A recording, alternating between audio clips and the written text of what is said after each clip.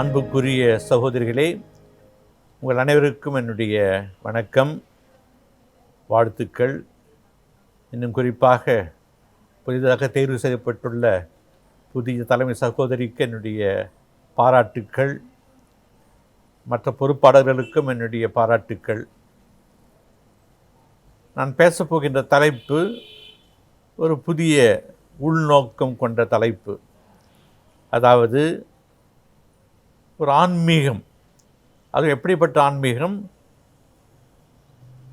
Spirituality of healing, குணமாக்குதல் ஆன்மீகம் அல்லது உடல் நலம் சார்ந்த ஆன்மீகம். இந்த தலைப்பை எனக்கு தந்தவர்கள் எனக்கு நீண்ட நாள் பழக்கமான டாக்டர் சகோதரி ஹெர்மினா அவர்கள். இதைத்தான் ஜாக்கி அவர்கள் உறுதி செய்தார்கள்.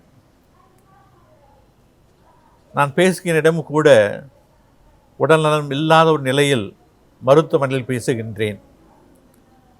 முதலாவதாக, ஆன்மீகம் பொதுவாக ஒரு சிறப்பு உள்ளார்ந்த நிலை. அடித்தளத்தில் கடவுள் இருக்கின்றார் என்கின்ற உணர்வு, ஒரு சென்ஸ் ஆஃப் காட்.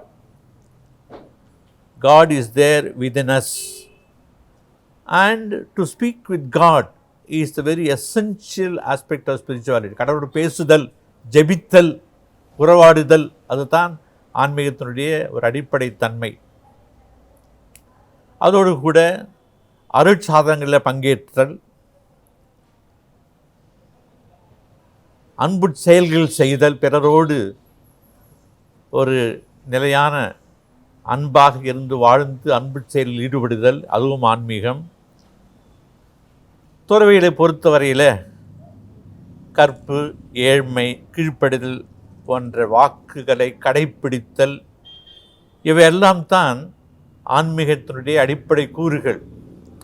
இன்னும் சற்று விளக்கமாக, இறை அன்பின் அடிப்படையிலும் பிறநல சேவையின் அடிப்படையிலும் உருவாகும் மானிட வாழ்வின் ஒரு உள்ளாத நிலைதான் ஆன்மீகம். இயேசு கிடைத்த ஆன்மீகத்தை பற்றி ஒரு வார்த்தை சொல்லிவிடுகின்றேன். நான்கு நற்செய்தியில், எல்லா நற்செய்தியிலும் இந்த கருத்து வருகின்றது. இயேசு காலையிலேயே எழுந்திருந்து தன் தந்தையோடு உறவாடும் ஒரு நிலையை ஏற்படுத்தி கொண்டார்.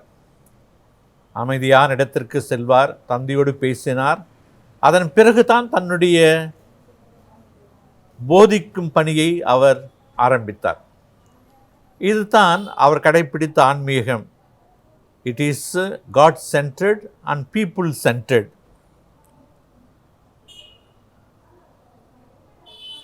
சீடர்களுக்கு கூட அவர் சொன்ன ஆன்மீகம் அடிப்படையில் to be with him and then to be sent out to preach.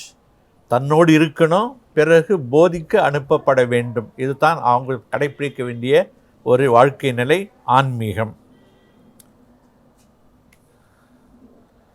அன்பார்ந்தவர்களே, மனித உடலின்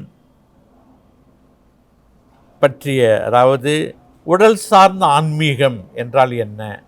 what is the physical aspect of spirituality?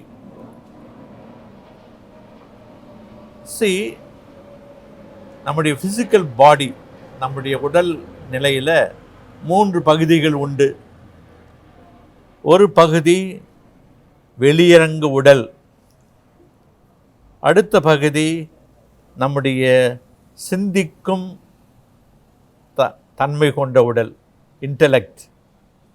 மூன்றாவது பகுதி த சோல், உடலுக்கு உயிரூட்டுகின்ற ஒரு ஆழ்ந்த சக்தி, ஆன்மா. இதுதான் 3 பகுதிகள். ஒவ்வொன்றை பற்றியும் நாம் சற்று விரிவாக சொல்லுவோம். வெளியரங்கு உடல், எக்ஸ்டர்னல் பாடி, ஐம்புலன்கள் கொண்டது, பல்வேறு சரீர உறுப்புகளை கொண்டுள்ளது. பார்த்தல், கேட்டல், சுவைத்தல், தொடுதல், பேசுதல் வழியாக செயல்படும் ஒரு இயக்கம்தான் இந்த உடல். பல்வேறு குறைபாடுகளுக்கு உட்பட்ட உறுப்புகள் கொண்ட ஒரு உடல் இது.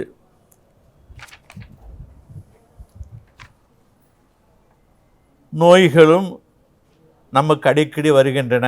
ஆகவே தான் தமிழிலே சொல்லுகின்றார்கள், காயமே பொய்யடா காற்றடித்த பையடா என்று. இது ஒரு முதுமொழி. அது மட்டுமல்ல, இந்த உடல் திடீரென்று ஒரு முடிவுக்கு வரக்கூடிய நிலையில் உள்ள ஒரு நன்மை கொண்டது. அதாவது இறந்துவிட்டால் அந்த உடல் அழிந்து போகின்றது.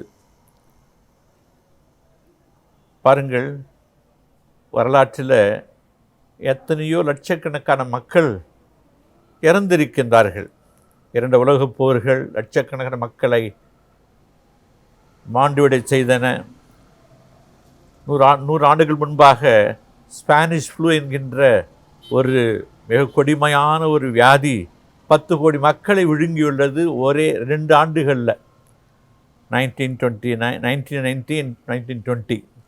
இப்பொழுது இந்த கோவிட்-19 என்கின்ற வியாதி நமக்கு தெரியும் எப்படிப்பட்ட ஒரு பாதைகளை அது ஏற்படுத்தி உள்ளது என்று. ஆகவே இந்த உடல் அழியக்கூடியது. இருந்தாலும் இதற்கென்று ஒரு தனிப்பட்ட தன்மை உண்டு. அடுத்ததாக இந்த உடலுக்கு சிந்திக்கும் திறன் உண்டு. கல்வியின் வழியாக வாழ்வை மேம்படுத்தும் திறன் உண்டு.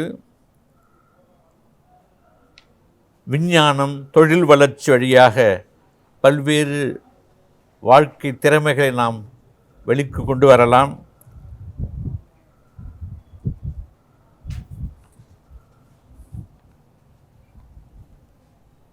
அதோடு கூடிய சோல் என்பது 3வது நிலையில். சோல் ஒரு ஆழ்நிலை சக்தி, நிரந்தர தன்மை கொண்டு உடல் அழிவுக்கு பின்னும் வாழும் தன்மை கொண்ட ஒரு சக்தி என்று எல்லா மதங்களும் நம்புகின்றது தான் இந்த சோல், ஆன்மா. உடலின் செயல்களும் அதற்கு ஏற்ப நிலை வாழ்வு பெரும் சக்தி கொண்டது தான் இந்த ஆன்மா. கிறிஸ்தவர்களுக்கு ஆன்மீகம் என்பது இந்த ஆன்மாவை சார்ந்த பல்வேறு நிலைகள் தான் இந்த ஆன்மீகம்.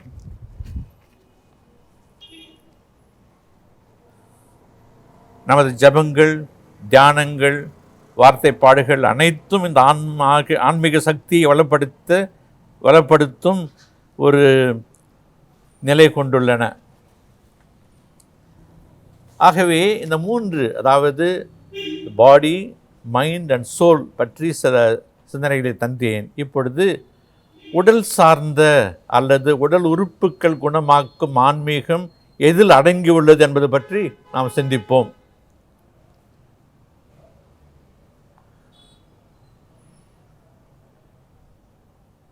Human life is sacred because it involves God's creative action and the human body remains in special relationship to God. இதுதான் உண்மையாகவே ஒரு மனித உடலினுடைய ஒரு விளக்கம். Human life is sacred, அதாவது மனித உடல் புனித தன்மை கொண்டது. ஏனென்றால் கடவுளுடைய படைப்பு அது. நம்முடைய பெற்றோர்கள் நமக்கு அதுக்கு வடிவம் தரலாம், இருந்தாலும் அடிப்படையில் கடவுளுடைய படைப்பு ஒரு உடல். And it has special relationship to God, கடவுளோடு நெருக்கமாக உறவு கொண்டது. இன்னும் சொல்லப்போனால் நீ பாருங்கள், நம்ம கத்தோலிக்க திருச்சபையில் ஒரு கருத்து இருக்கின்றது. அதாவது அபார்ஷன் இஸ் சின், அதாவது வயிற்றில் வரும் குழந்தையை அழிப்பது ஒரு பெரிய பாவம் என்று கருதுகின்றது திருச்சபை. அதோடு கூட மெர்சி கில்லிங், கருணை கொலைகளே நம் திருச்சபை அனுப்பது கிடையாது. அதாவது ஒருவர் சாக போகின்றார், ரொம்ப துன்பப்படுகின்றார், நான் சீக்கிரம் சத்துட்டு நல்லதுன்னு கேட்குறாரு, அவரை சாகடிக்கக்கூடாது. ஏனென்றால் அவருக்கு உயிர் உண்டு, அவருக்கு உடல் உண்டு. இதெல்லாம் திருச்சபையினுடைய படிப்பினைகள். இன்னும் சொல்லப்போனால் இந்த ஆன்மாவுக்கு, இந்த சரீரத்திற்கு இன்னொரு புரிந்த தன்மை என்னவென்றால், Jesus Christ by his incarnation took human body, நம்முடைய உடலை இயேசு கிறிஸ்து எடுத்துக்கொண்டார். ஆகவே இந்த பாடிக்கு ஒரு தனிப்பட்ட ஒரு பெருமை உண்டு. He is within every body. நம்முடைய பாடியை நினைக்கும் பொழுது you can think of Jesus' own body. He was born as a child, he lived as a human being, he died as a human being. All this is part of his bodily life. அவருடைய உடல் சார்ந்த நிலை அப்படிப்பட்ட நமக்கும் இருக்கின்றது. ஆகவே தான் இந்த பாடியை பாதுகாப்பது, பாடிக்கு நன்மைகள் செய்வது நம்முடைய கடமை. ஏனென்றால் இது கடவுள் கொடுத்த ஒரு பெரிய கொடை, அதை பாதுகாப்பது நம்முடைய கடமை.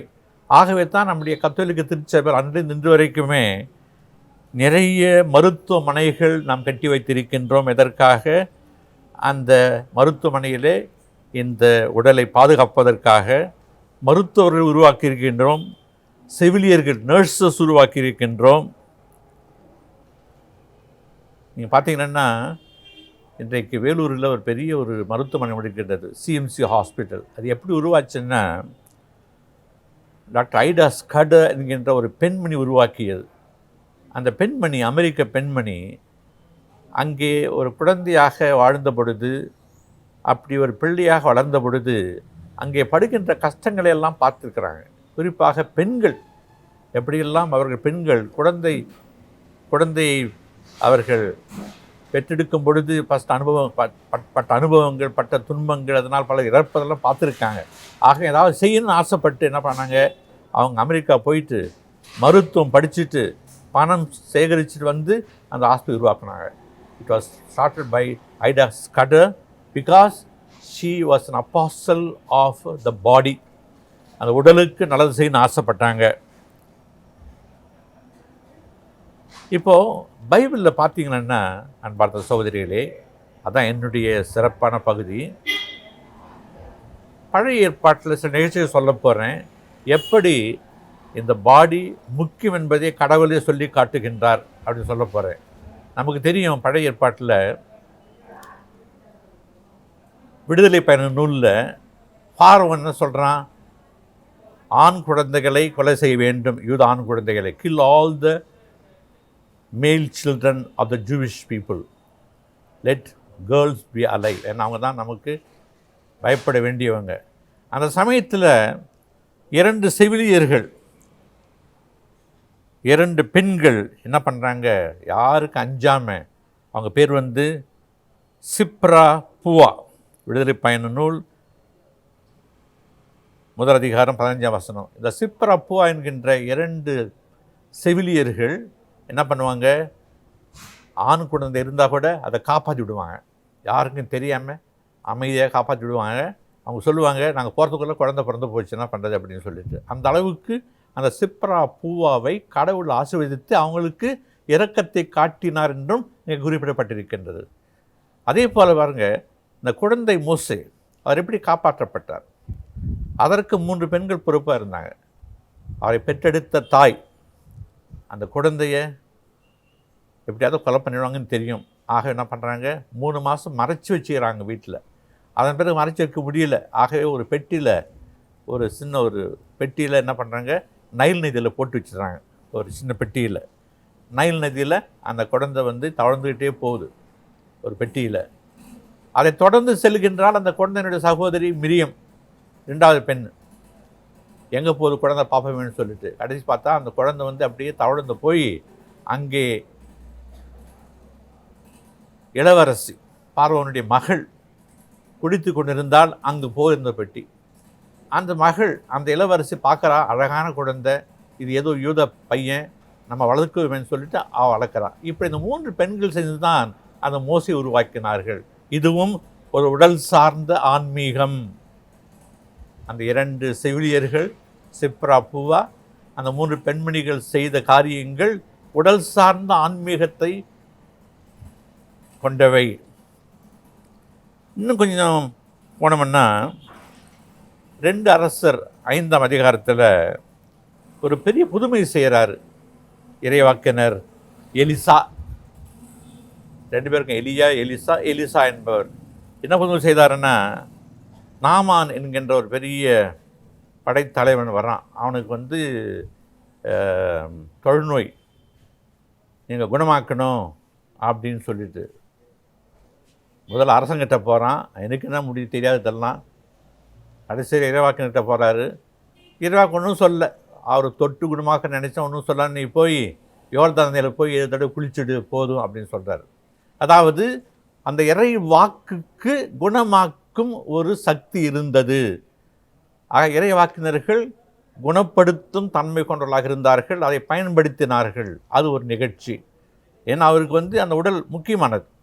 அவர் சொல்லியிருக்கலாம், எனக்கு நான் அவனை பற்றி, நீ வேறு நாட்டுக்காரன், நீ எங்கள் ஊருக்காரன் இல்லை, நாமான், அதனால் நீ சாவு அப்படின்னு சொல்லலாம். இல்லை, நீ போ, கடவுள் உன்னை குணப்படுத்துவார் என் வார்த்தை வழியாக சொல்கிறாரு, போகிறாரு, குணமடைகின்றார் அவர்.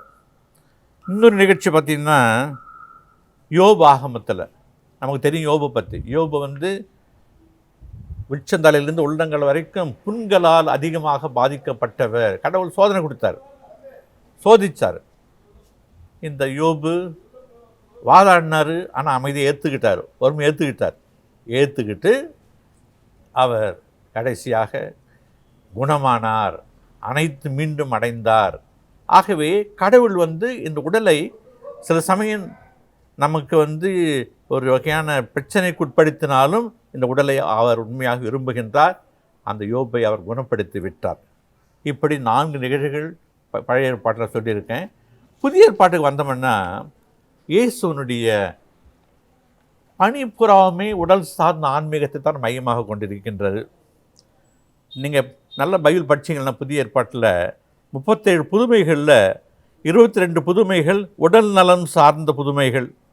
நோய்கள் நீங்குதல், தீய சக்திகளிலிருந்து மக்கள் விடுவித்தல், பசித்தோருக்கு உணவளித்தல், இறந்தோருக்கு மீண்டும் உயிர் தருதல், இப்படியாக அவருடைய இறையாட்சி பணி முழுவதுமே மக்களுடைய உடல் சார்ந்த ஆன்மீகத்தை மையப்படுத்தி இருந்தது.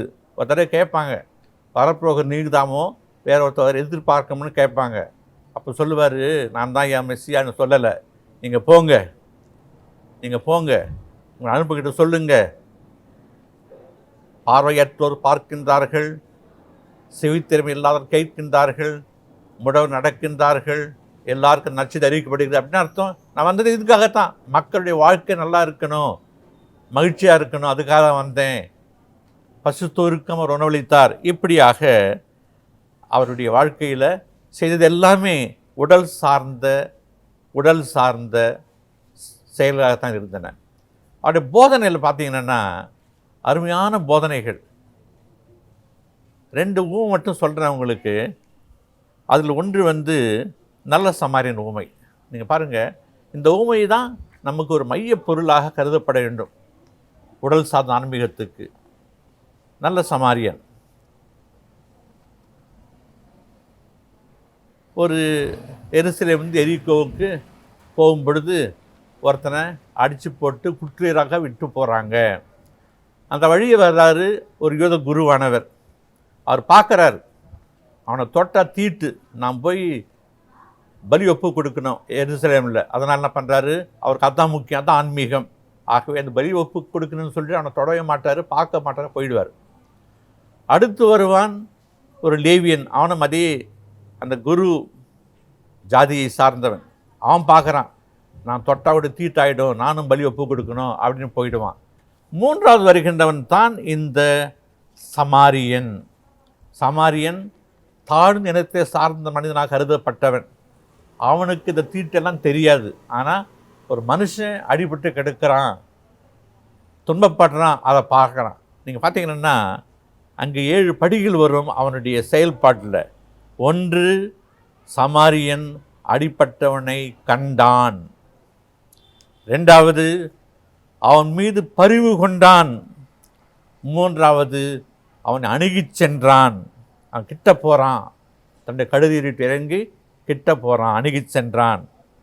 3வது, அவன் உடனே முதல் உதவி செய்கின்றான், ஃபஸ்ட் எய்டு.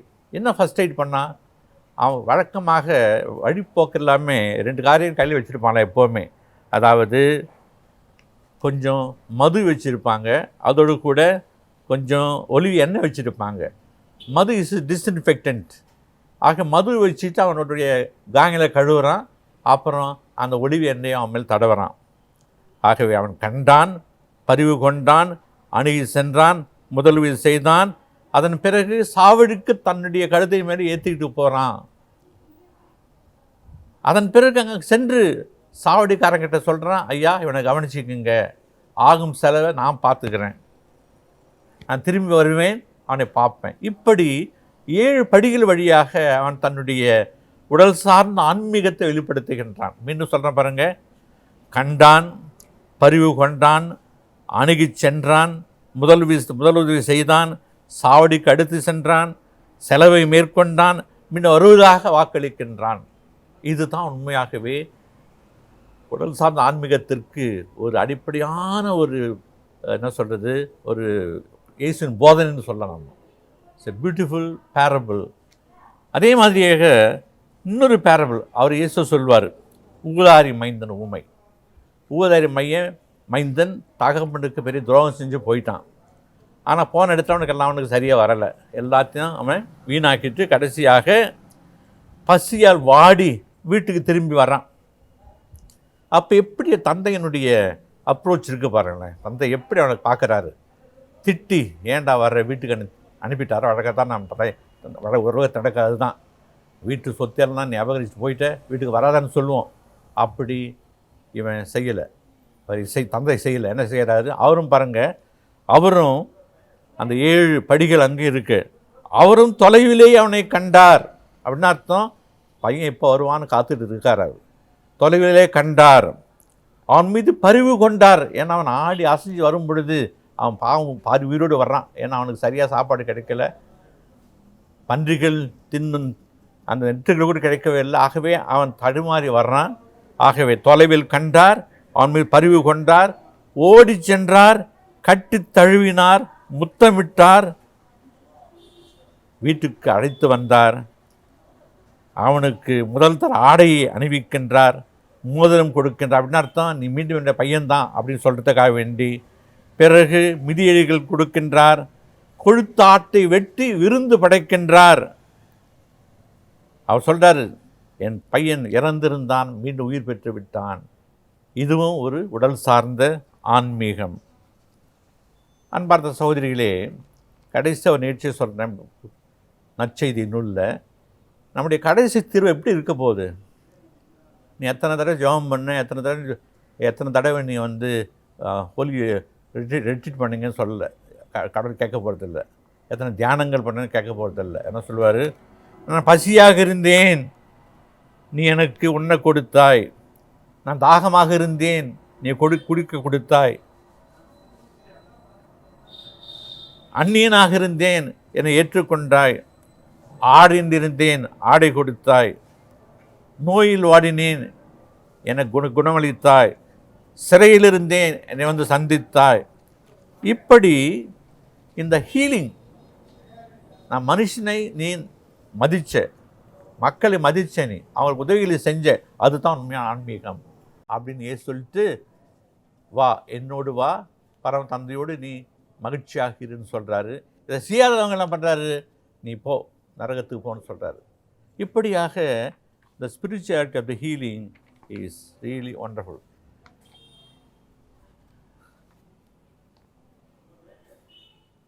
இன்றைய வாழ்க்கையில் 3 நிகழ்வுகளை நான் சொல்ல போகிறேன். அதாவது நம்முடைய லைஃப் டைம்லேயே நிகழ்ந்த நிகழ்வுகள், எப்படி இந்த ஸ்பிரிச்சுவாலிட்டி ஆஃப் ஹீலிங்கை நடத்தியிருக்காங்க, 3 பேர் குறிப்பிட்டு சொல்ல போகிறேன். முதலாவதாக புனிதை அன்னை தெரேசா. நமக்கு தெரியும், அவங்க ஒரு பெரிய சபையில் சேர்ந்தாங்க, லொரேட்டோ சிஸ்டர்ஸு. இந்தியாவுக்கு வந்தாங்க. 17 ஆண்டுகள் அவர்கள் ஆங்கில ஆசிரியாக இருந்தார்கள் கல்கத்தா நகரத்தில். ஆனால் அவங்களுக்கு பணி வாழ்க்கையில், அவங்களுடைய அழைப்பு வாழ்க்கையில் ஒரு திருப்தியே இல்லை. ஏன்னா கல்கத்தாவை பார்க்கும் பொழுது அங்கே எல்லாமே எல்லாமே சேரிகள், மக்கள், உடல் நோய்ப்பட்ட மக்கள் இங்கும் அங்கும் வீழ்ந்து கிடந்தார்கள். ஆகவே அவங்களுக்கு ஒரு நீண்ட போராட்டத்தை பிற்பாடு she had a call within a call, அழைப்பில் ஒரு அழைப்பு. அதாவது நான் அழைக்கப்பட்டது துறவியாக, சகோதரியாகத்தான். ஆனால் அந்த சகோதரியாகவும் இருக்கும் பொழுது நான் செய்ய வேண்டிய பணி என்னவென்றால் இந்த ஏழை மக்கள் உதவி செய்ய வேண்டும். ஆகவே தான் ஒரு புதிய சபையை தொடங்குகின்றார்கள், மிஷனரிஸ் ஆஃப் சேரிட்டி. அவங்களுக்கு கிடைச்ச இடம் எனக்கு தெரியுமா, ஒரு காளி கோயில் பக்கத்தில் இடம் கொடுத்தாங்க. அங்கே தான் அவங்க தன்னுடைய முதல் அன்பு பணிகளை, தன்னுடைய உடல் சார்ந்த நலப்பணிகளை செய்கின்றார்கள். என்னென்ன செஞ்சாங்க? முதல்ல ஃபஸ்ட்டு ஸ்டேஜில் அவங்க செஞ்ச பணி dying people were brought, people dying. கல்கத்தாவில் யாருன்னா இறக்கம் துறவிலேருந்து வெளியே தள்ளிடுவாங்களாம், போட்டுவாங்க வெளியே. அந்த அளவுக்கு மோசமான இடம் அது. அப்படிப்பட்ட ஒரு இடத்துல என்ன பண்ணுறாங்க, first she brings all the dying patients and gives them A good death.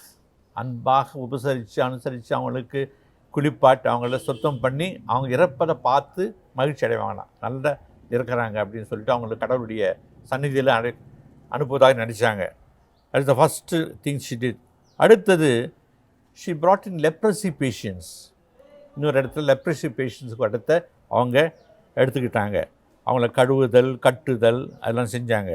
மூன்றாவது ஒரு சிசு பவன் நடத்தினாங்க. அதாவது அனாதைகளாக விடப்பட்ட குழந்தைகளை எல்லாத்தையும் எடுத்துக்கிட்டு ஒரு தனி இடத்த அவங்களுக்கு கொடுத்தாங்க, சிசு பவன். அடுத்த ஸ்டேஜில் கேன்சர், எய்ட்ஸு வேறு வியாதிகள் கொண்ட பகுதிகளை ஆரம்பித்தாங்க.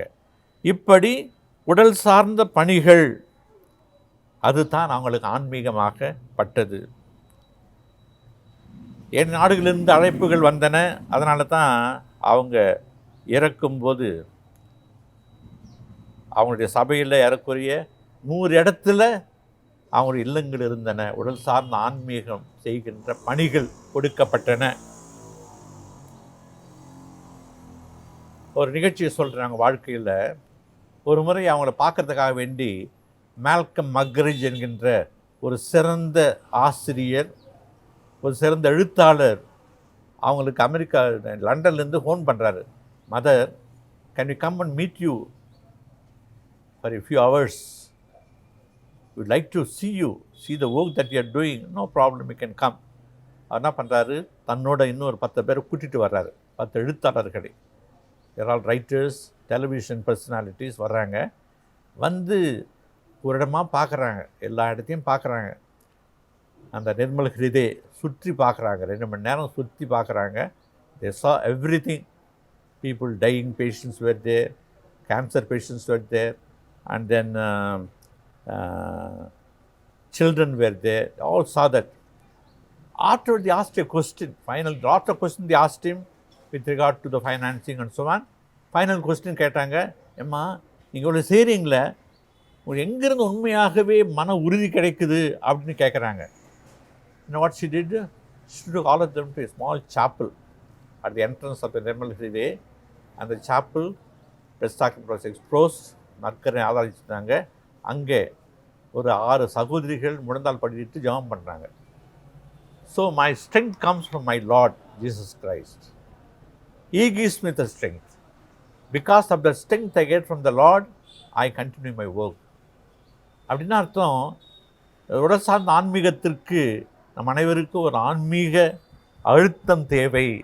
அப்போ தான் இந்த ஆன்மீகம் செய்ய முடியும், மக்களை கவனிக்க முடியும். So that was mother Teresa's way of proceeding. She was a prayer woman. With the prayer only she got the strength. And the Malcolm Muggeridge, he was Anglican.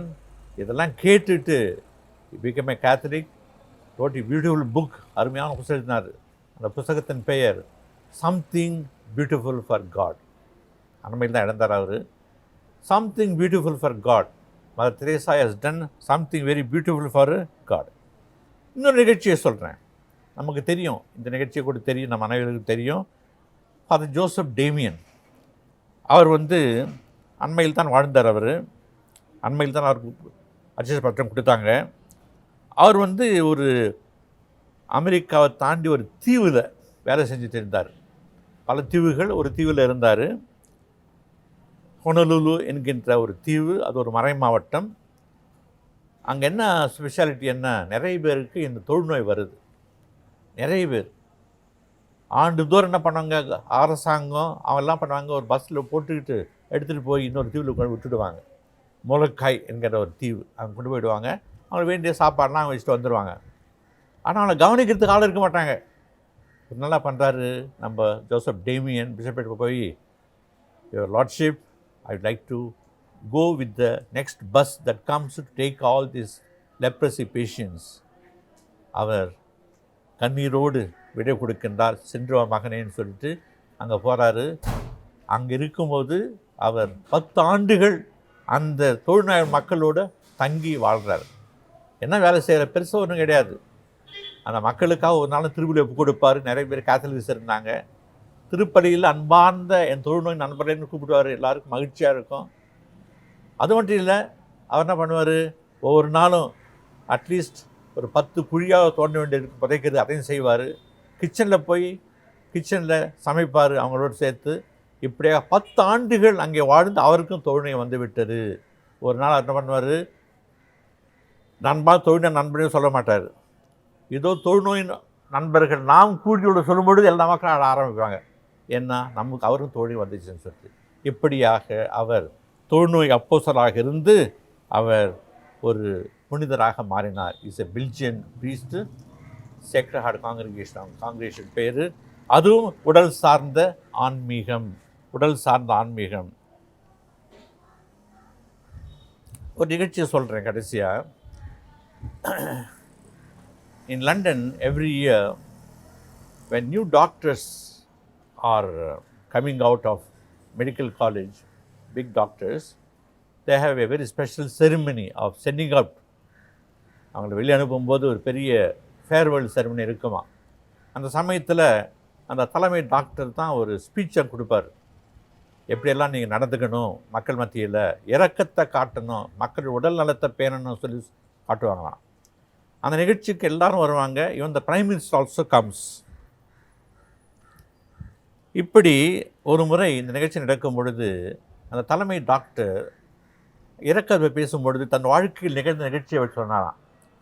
When I was a young doctor, just made doctor, one night at about 12 o'clock, I get a knock on my door.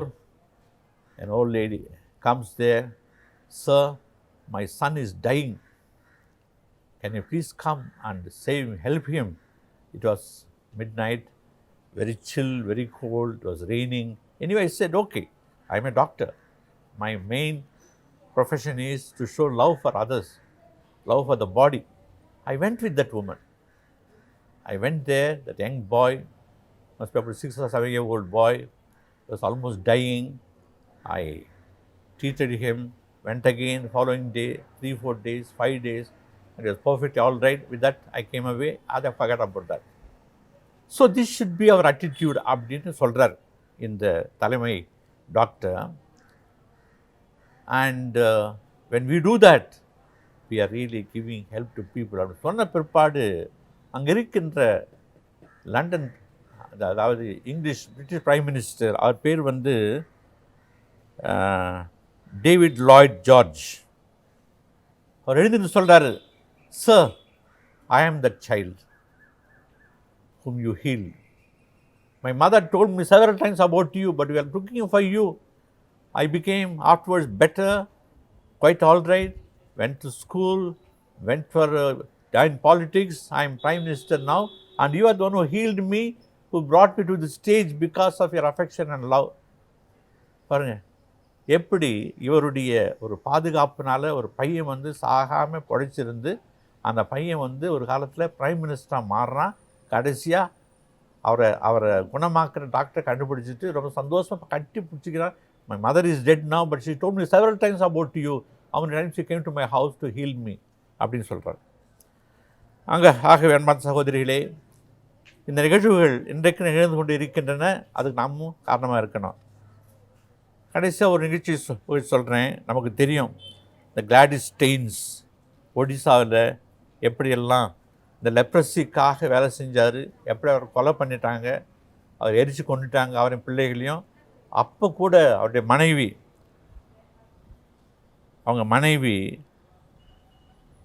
Gladys stains, Graham stains தான் அந்த doctor. அவங்க மனைவி Gladys stains, அவங்க பொண்ணு பேர் சாரா stains. அவங்க தொடர்ந்து அந்த பணியை நடத்தினாங்க. எங்கே? ஒடிசாவில், அதுவும் பர்ரப்பாடுற இடத்துல ஒரு பஜ்ரங்கால்காரன் தான் இந்த கொடுமையை செஞ்சான். ஆனால் அவங்க அதை பற்றி கவலைப்படாமல் தொடர்ந்து அந்த மக்களை காப்பாற்றினாங்க. தே லுக்ட் ஆஃப்டர் தோஸ். அன்பந்த சகோதரிகளே, கடைசியாக உங்கள் சபைக்கு வருகின்றேன். 3 கருத்தை உங்களுக்கு முன்வைக்கின்றேன். எல்லாமே புதுசாக நடக்குதுங்க, புதிய தலைமை சன்னை.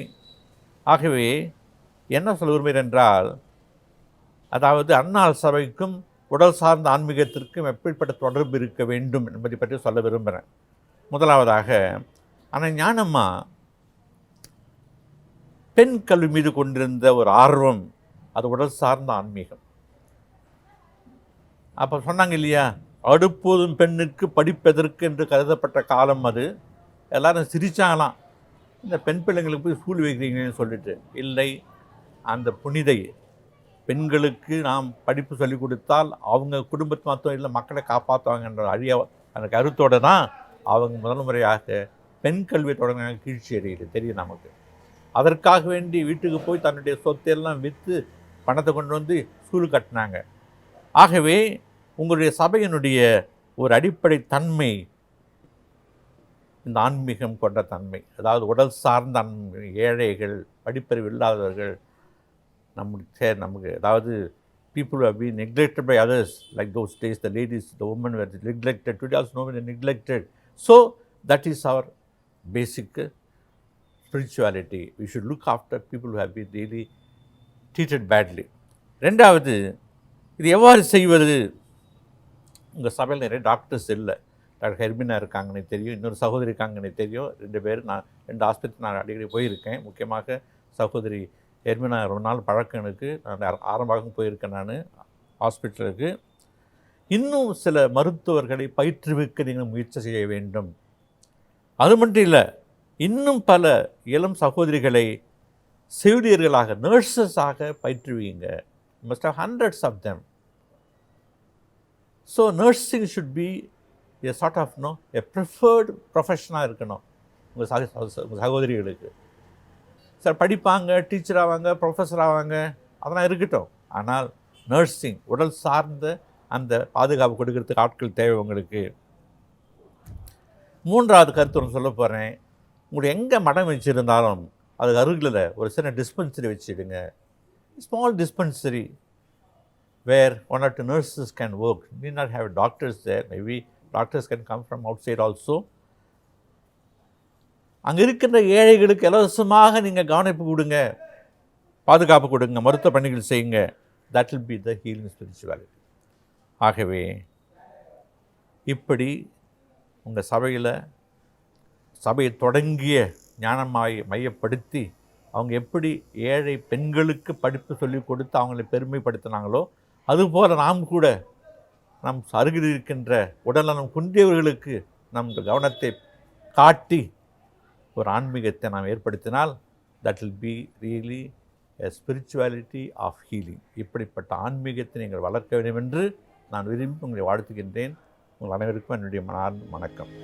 நன்றி.